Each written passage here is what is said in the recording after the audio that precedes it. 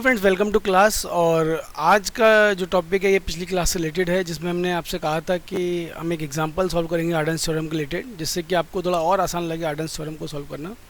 तो शुरू करते हैं अपना एग्जांपल और हम आगे बढ़ते हैं अपने एग्जांपल के साथ। ये एग्जांपल यूनिवर्सिटी में पूछा हुआ क्वेश्चन है और आसान है, काफ़ी आसान है। आर्डन्स थ्योरम आपको छोड़ना नहीं है, मेरी बस कोशिश यही है कि आप अच्छा स्कोर कर पाएँ। तो देखिए, ये क्वेश्चन जो था ये 2007 में आया हुआ था और उसके बाद भी कई बार पूछा गया है अलग अलग यूनिवर्सिटीज़ में। और क्वेश्चन है कि भाई हमें रेगुलर एक्सप्रेशन जनरेट करना है इस फिगर के अकॉर्डिंग। तो यहाँ पर 4 स्टेट हमें गिवन है, जिनमें फाइनल स्टेट Q4 है। तो शुरुआत हम कैसे करेंगे कि हमारे जो अजम्पशंस है, पहला अजम्पशन है कि भाई यहाँ पर कोई नल मूव्स नहीं होना चाहिए। दूसरा, हमारे पास सिर्फ एक ही इनिशियल स्टेट होनी चाहिए। तो हमने स्टेप 1 में बोला कि भाई ओनली 1 इनिशियल स्टेट है और कोई नल मूव नहीं है, इसलिए हम आगे गुड टू गो हैं। स्टेप 2 में हमें क्या करना है, इक्वेशन बनानी है। इक्वेशन कैसे बनानी है कि हर स्टेट के लिए हमें लिखना है और इनकमिंग ट्रांजिशंस को नोट करना है। फॉर एग्जांपल Q1 की अगर हम बात करें तो Q1 पे इनकमिंग आ रहा है हमारा Q4 से 0, Q4 से 0, Q1 से 0 और Q3 से 0, यानी कि सारे 0 वाले इनकमिंग है Q1 पर, जो Q4, Q3 और Q1 से हैं। तो इक्वेशन जैसे हम लिखते हैं वैसे लिखेंगे।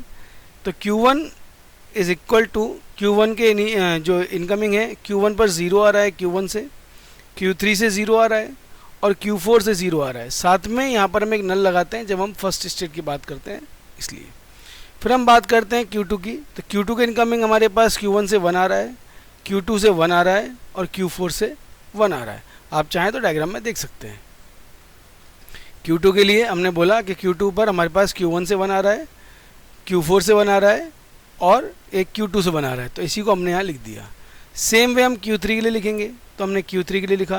तो Q3 पर एक ही इनकमिंग है Q2 से 0 और Q4 पर जो हमारे पास इनकमिंग है वो 1 है Q3 से।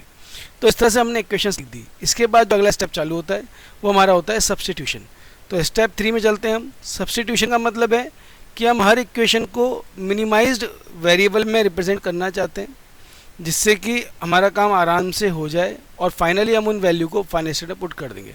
तो सबसे पहले Q4 था हमारा, जो एक सिंगल वेरिएबल Q3 1 में दिवंगत था, तो इसमें हमने Q3 1 में वैल्यू रख दी Q2 की। तो ये बन गया मेरा Q2 0 1 और Q2 में वैल्यू रखने के बाद ये हमारे पास फाइनल इक्वेशन बनती है Q4 equal to Q2 0 1, Q2 0 1। ये मेरे पास एक इक्वेशन जनरेट होकर के आ गई है। अब मैं इसमें आगे चलता हूँ, तो अब मैं वापस रिप्लेसमेंट करता हूँ यूजिंग Q2। अगर मैं रिप्लेसमेंट करता हूँ तो Q2 की जो हम वैल्यू लेके चल रहे हैं, जो हमने ऊपर इक्वेशन बनाई है अभी जस्ट, उन इक्वेशंस में हमने लिखा है कि using Q2 equal to Q1 plus Q2 1 plus Q4 1। Q4 की वैल्यू में Q2 टर्म्स में मिल गई है, Q2 हमें पता ही है, तो we can write as Q2 equal to, so we can write here as per the equation Q2 equal to Q2 1 Q1 1 plus Q2 1 plus Q2 0 1 1। अब यहाँ पर अब Q2 वैल्यू रख देते हैं। तो Q1 1 प्लस Q2, इसको हम कॉमन लें तो ये बनता है 1 प्लस 0 1 1। अब हम देखते हैं यहाँ पर क्या R equal to Q plus R P लगा सकते हैं। तो R equal to Q plus R P लगाने के लिए हम लोग चलते हैं। तो इसको हमने बोला कि भाई ये हो गया मेरा Q, ये हो गया मेरा R, ये हो गया मेरा R और ये हो गया मेरा P। So R equal to Q plus R P can be written as R equal to QP star, then R equal to QP star.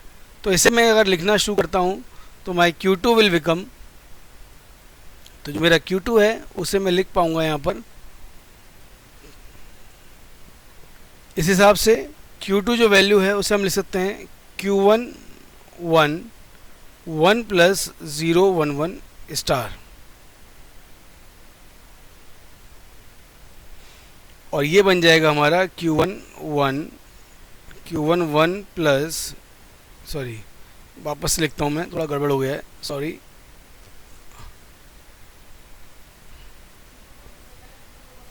Q2 equal to Q1 1 plus 0 1 1 star, और इसको हम लिख सकते हैं Q1 1 इंटू 1 प्लस 0 1 1 स्टार। ये हमारी equation बन गई। अगली इक्वेशन, इसके बाद अगर हम बात करें Q1 को रिप्लेस करने के लिए, तो हम फ्रॉम Q1 लिख सकते हैं Q1 is equal to Q1 0 plus Q2 0 0 plus Q2 0 1 0 plus null. ये इक्वेशन हमारे पास ऑलरेडी है, हमें यहाँ रिप्लेसमेंट देने। तो यहाँ हम लिखते हैं Q1 0 plus Q2 0 0 plus 0 1 0 plus नल। यहाँ आगे चलें तो ये बन जाता है Q1 0, और अब Q2 की वैल्यू जो हमने यहाँ निकाली है उसे यहाँ रिप्लेस कर देंगे। तो यहाँ हम लिखेंगे Q1 1 1 plus 0 1 1 star 0 0 plus 0 1 0 plus null. तो Q2 की वैल्यू को हमने रिप्लेस कर दिया इधर, और ये बाकी का हमने एज इट इज़ यहाँ उतार दिया, और इसको हमने एज इट इज़ उतार दिया। इसको आगे लेके चलते हैं तो ये आगे जाएगा Q1 0, Q1 कॉमन लिया 1 1 प्लस 0 1 1 स्टार 0 0 प्लस 0 1 0 प्लस नल प्लस नल।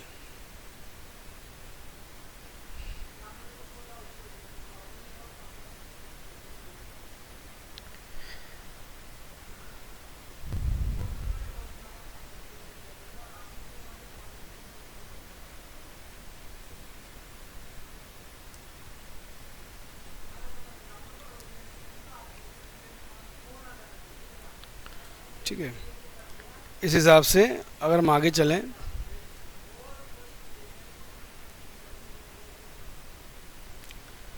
अब इसी को हम यहाँ पर डिवीजन के लिए चलते हैं। तो ये बन गया मेरा, फिर से Q प्लस आर पी वाला चेक करना है हमें।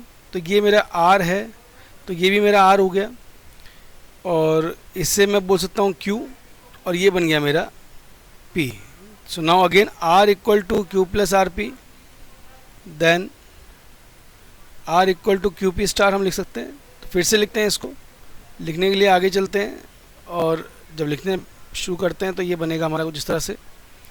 सो R value is Q1, so Q1 equal to null Q P star, इसलिए null 0 plus 1 1 plus 0 1 1 star 0 0 plus 0 1 0, ये हमारा स्टार। इस तरह से हमारे पास Q1 की वैल्यू आ गई। अब वापस से हमारा एक ही काम कि भाई जो फाइनल स्टेट है उसमें सब वैल्यू रखना पड़ेगा, because Q4 is final state. तो हम क्या करेंगे, Q4 में रिप्लेसमेंट करना शुरू करेंगे। तो Q4 इक्वल टू Q2 0 1, तो Q2 की वैल्यू रखेंगे यहाँ पर, तो ये बनेगा Q1 1 1 प्लस 0 1 1 स्टार, और यहाँ पर Q1 की वैल्यू रख देंगे जो कि ऊपर गिवन है हमें, और हम जानते हैं कि null into R equal to R, तो इसलिए हम नल को यहाँ से डायरेक्ट हटा सकते हैं जैसे हमने लास्ट में किया था। तो इस हिसाब से Q4 की वैल्यू बनती है Q4 is equal to 0 plus 1, ये जो वैल्यू है Q1 की इसे हम यहाँ रिप्लेस कर रहे हैं, 0 plus 1 1 plus 0 1 1 star 0 0 plus 0 1 0 star 1 1 plus 0 1 1 star 0 1। तो ये हमारा Q4 की टर्म्स यानी फाइनल स्टेट की टर्म्स में हमें एक एक्सप्रेशन मिल गया है, और यही हमारा आंसर होगा। तो एग्ज़ाम में करना बहुत आसान है, आपको बस ध्यान से एक एक स्टेप को करना है, बीच में जल्दबाजी नहीं करनी है, और ये क्वेश्चन आराम से ऑप्ट कर सकता है। So thanks for watching, keep watching, and all the best for your exams. Thank you very much.